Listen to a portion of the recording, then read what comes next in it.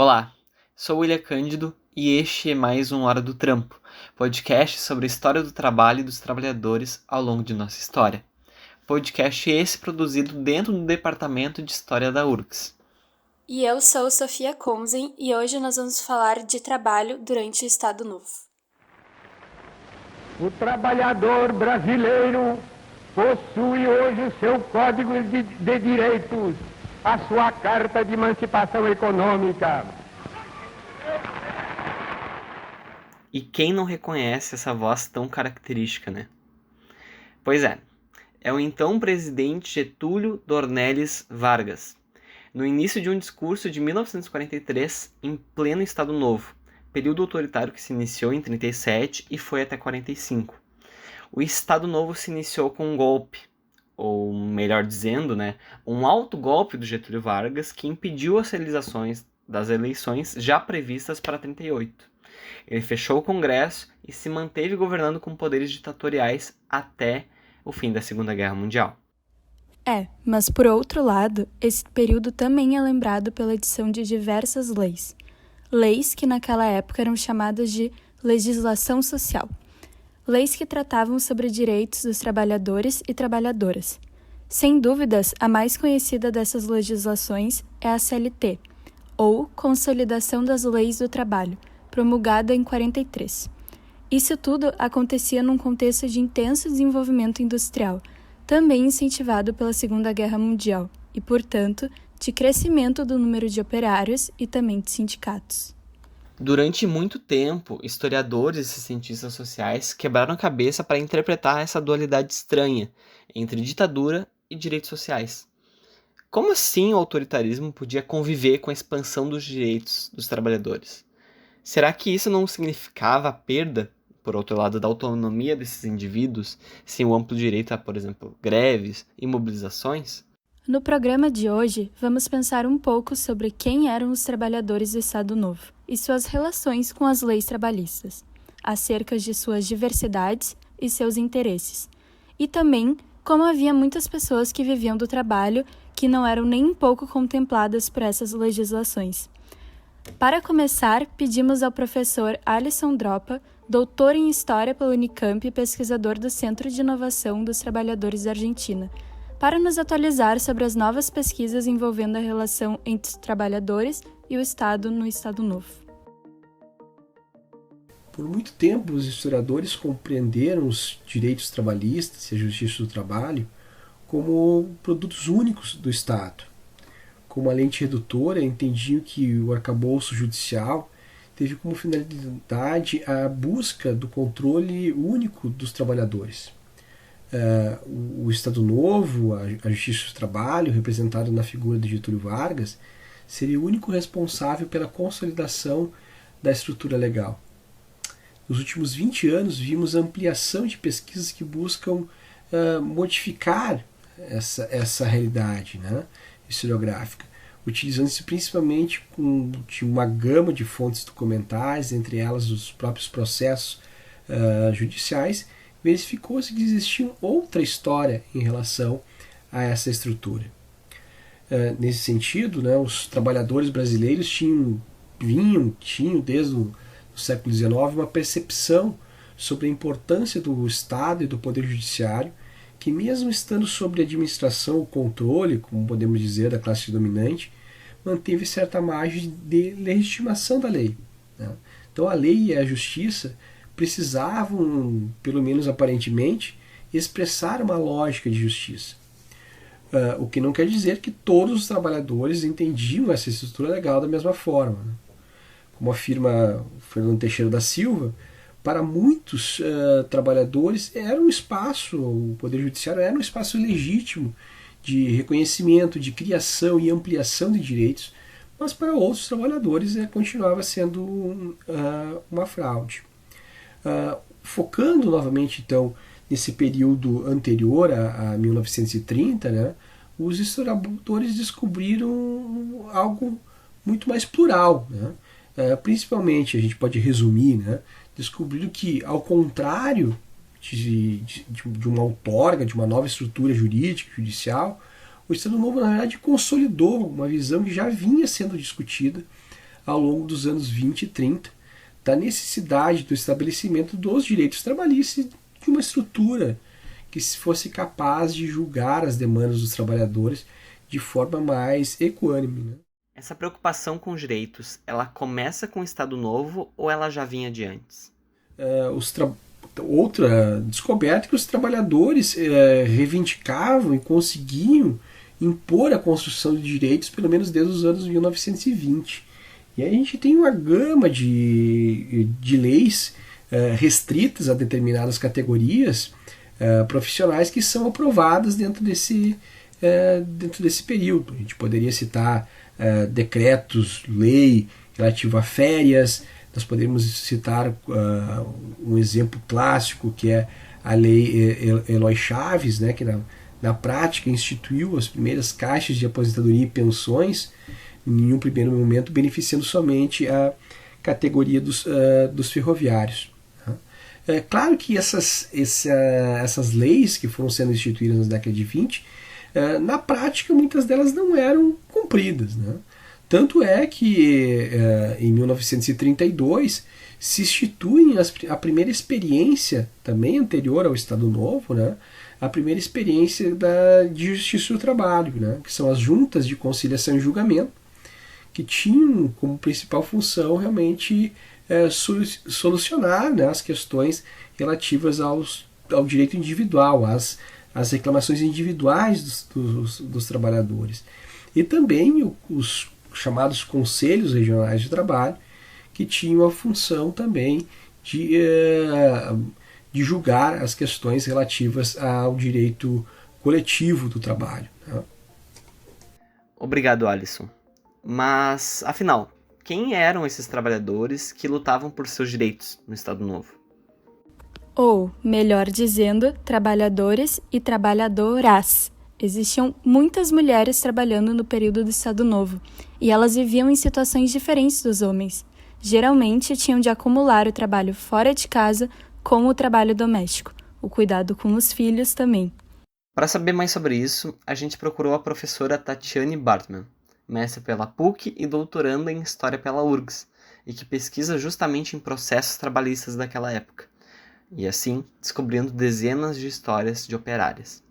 Tatiane, quem eram as trabalhadoras durante o Estado Novo?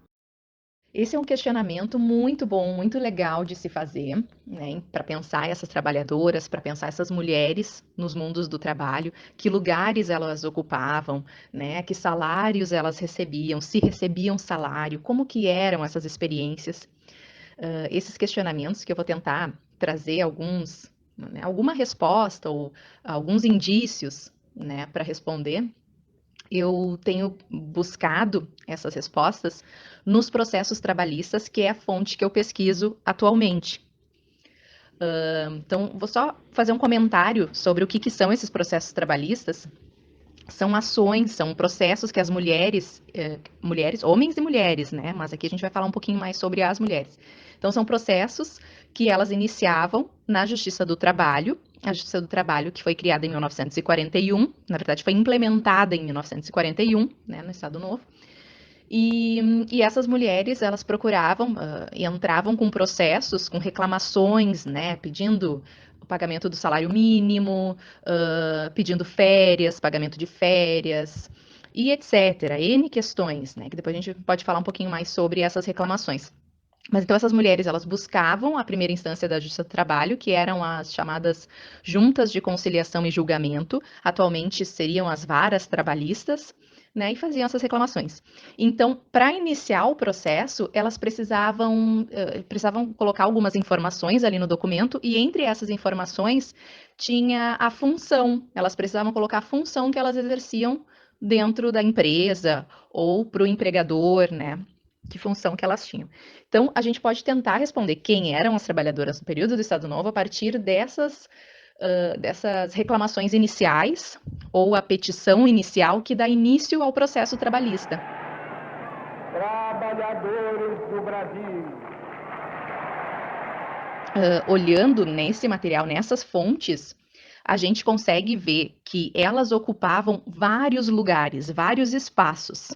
muitas operárias, que é uma denominação não muito específica, né? Assim como as ajudantes e auxiliares. Aí aparece ajudante de oficina, ajudante de cozinha, auxiliar de lavanderia.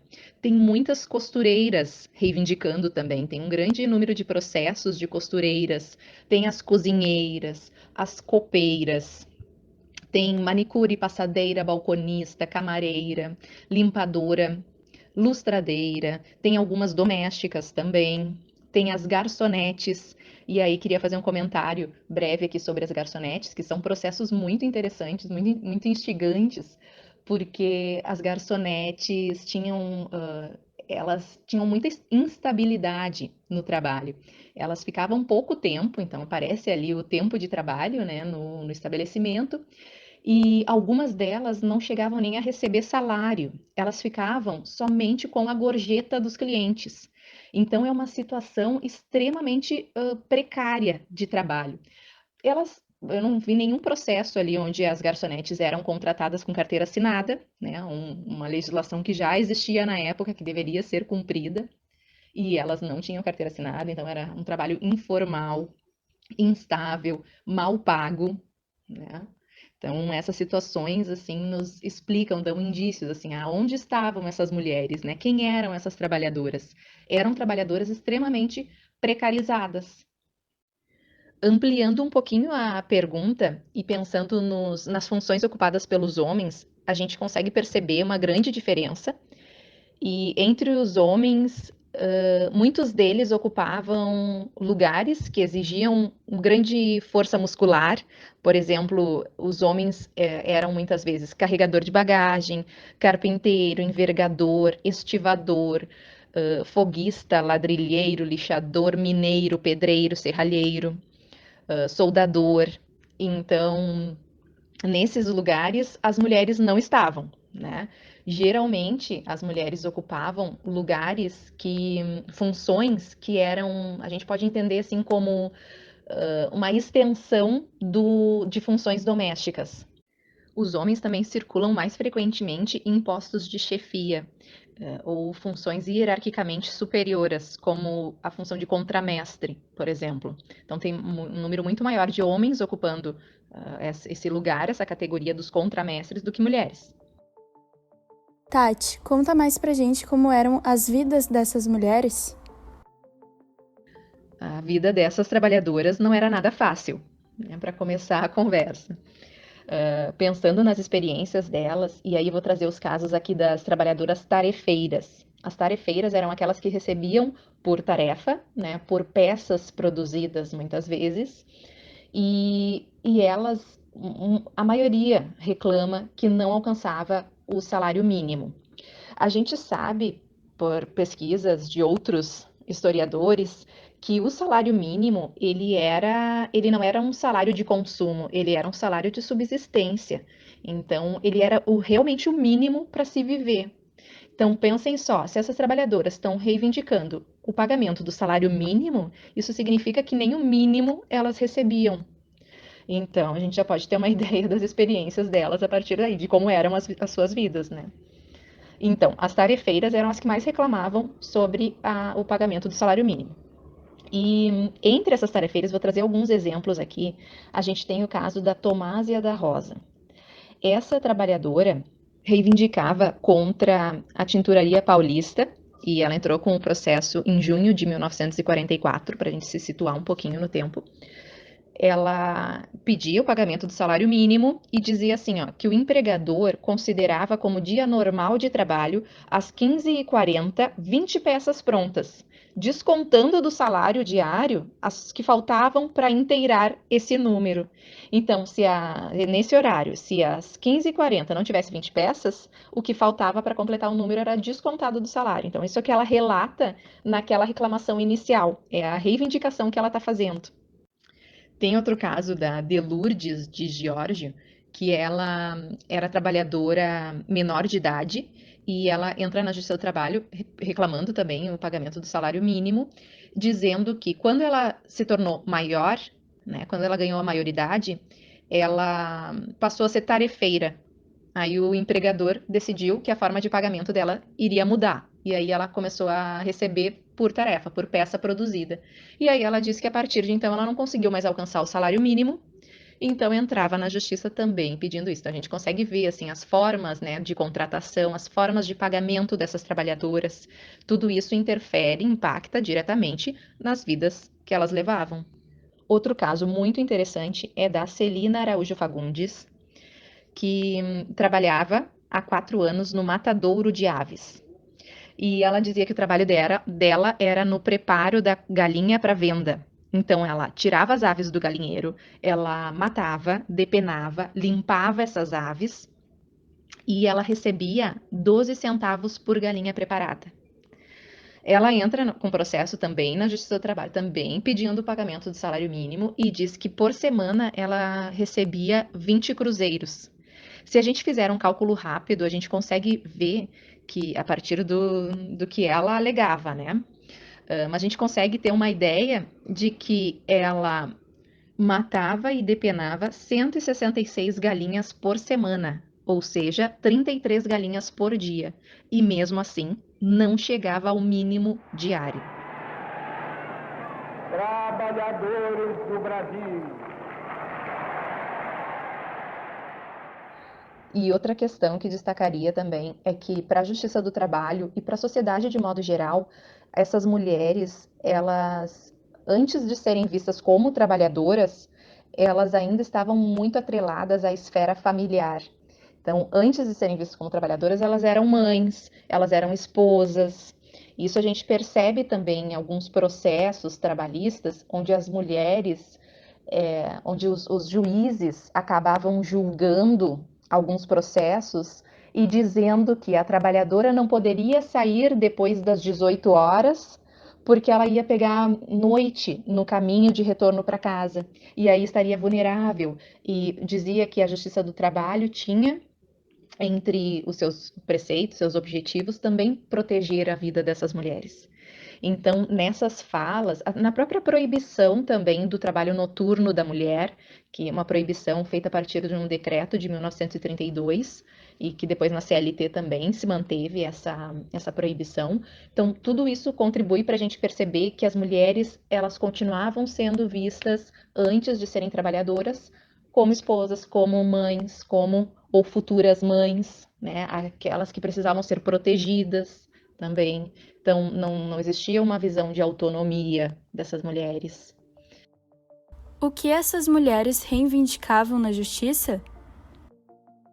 As reclamações das trabalhadoras na justiça, antes de colocá-las como vítimas, né, de uma forma submissa, revelam as apropriações que elas fizeram das leis e da própria Justiça do Trabalho, para defender o seu ponto de vista, os seus interesses, os seus objetivos.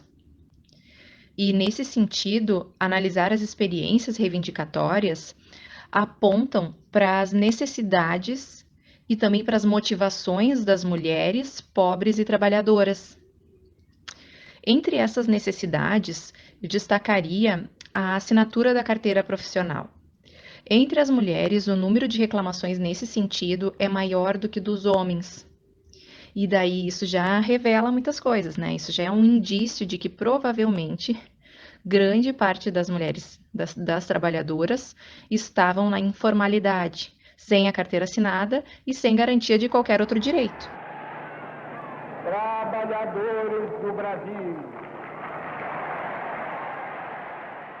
Outra reclamação bem própria das mulheres e interessante de analisar, da década de 40, né, são as reivindicações quanto ao salário maternidade.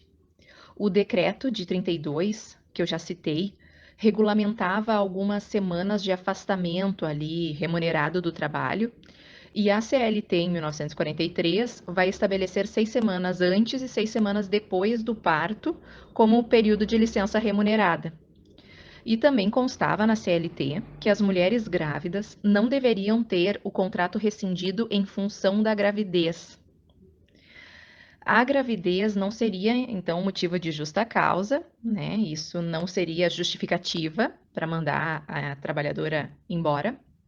No entanto, O que se vê é que essas mulheres eram sim mandadas embora e que a legislação não garantia de fato esse direito de permanência no trabalho, de mais estabilidade no emprego. Não, isso não era garantido, isso não era uma garantia. Era uma legislação facilmente burlada, porque o empregador, ele rescindia os contratos usando outros argumentos. Então diziam, não é por conta da gravidez. Aí eles diziam que era pela baixa produtividade, pela desídia da própria trabalhadora, má conduta, insubordinação, vários argumentos. E argumentos difíceis de contestar, né?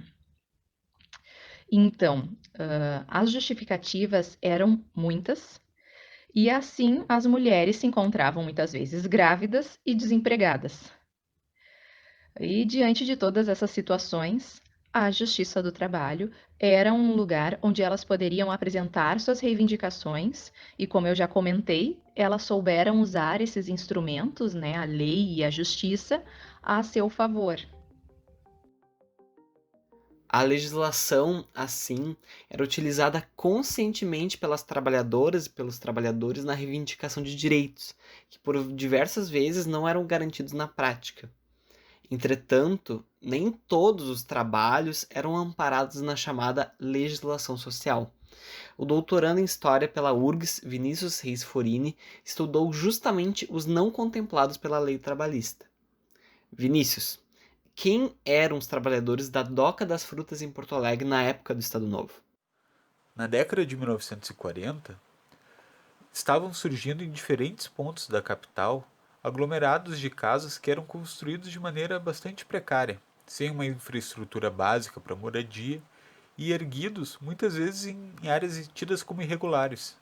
Esses conjuntos de casa foram sendo denominados como vilas de malocas e durante aproximadamente 30 anos estiveram no centro do debate a respeito da habitação urbana na cidade. A Doca das Frutas, conforme pude investigar, é uma das vilas de malocas que apareceram em Porto Alegre já na década de 1940. E ela tinha a particularidade de ser um espaço de moradia e com intensa atividade comercial, contando com a circulação de várias pessoas. Isso tudo por conta de sua localização geográfica, estando presente no centro urbano da cidade, na época à margem do rio Guaíba, em região onde hoje está a atual estação rodoviária, mas na época ficava próximo à estação de viação férrea e também do Cais do Porto. Então, os trabalhadores da Doca das Frutas eram em sua maioria homens e mulheres, porém, em sua maior parte homens, que trabalhavam de maneira informal, sobretudo em atividades que estivessem ligadas ao comércio fluvial ou ao trabalho braçal na região do Cais do Porto.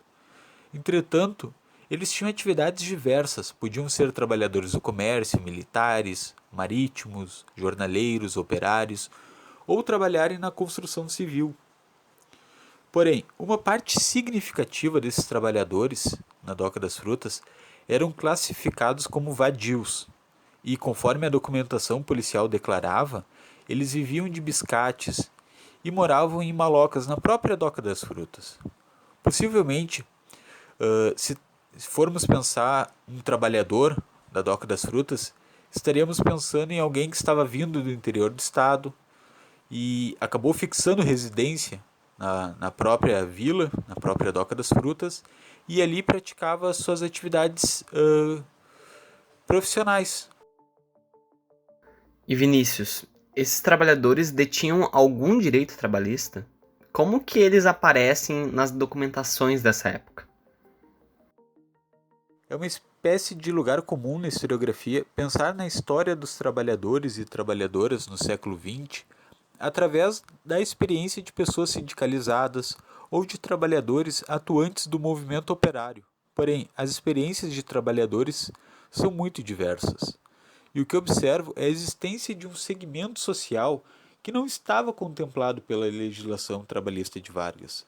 Não estavam inseridos naquilo que a CLT de 1943 trazia em seu texto. Tampouco possuíam carteira profissional assinada. Se esses trabalhadores que trabalhavam e ou residiam na Doca das Frutas não estavam inseridos na legislação trabalhista, eles constantemente eram alvos da legislação criminal. A Lei de Contravenções Penais, a LCP, de 1941, previa medidas contra aquilo que era tido como vadiagem ou ociosidade de indivíduos que poderiam pertencer àquilo que era denominado como as classes perigosas. Esse seria o caso de grande parte dos trabalhadores na doca das frutas, que por não conseguirem comprovar serem de fato trabalhadores, isto é, por não estarem inseridos naquela lógica trabalhista, eram acusados da contravenção de vadiagem. Em geral, eles eram presos por estarem transitando em via pública, por frequentarem espaços vistos com suspeição pela polícia, como botequins na própria doca das frutas, e ali consumirem bebidas alcoólicas. Assim, eram presos por serem vadios, conforme a justificativa dos policiais. Trabalhadores do Brasil. É muito comum vermos na documentação policial e judicial a referência a estes sujeitos como elementos vadios e vagabundos, como perniciosos e que representavam um perigo à ordem pública e à moralidade. Eles eram reprimidos pela polícia, que os prendia não por um ato delituoso em si, mas por sua condição social, isto é, eram presos por serem vadios. Apesar das inúmeras tentativas desses sujeitos de provarem sua condição trabalhadora, todos os casos analisados resultaram em condenação por parte da justiça. Observa-se ainda que a cor e a condição social foram fatores interrelacionados e que influenciavam tanto a atuação policial como a condução do processo na justiça. Considero os casos destes trabalhadores reprimidos pela polícia e presos por vadiagem como muito importantes para o campo da história social do trabalho, uma vez que, a partir deles, podemos observar as linhas tênues que separavam as fronteiras entre a ordem e a desordem, a moralidade e a imoralidade, e o trabalho e o não trabalho. Trabalhadores do Brasil.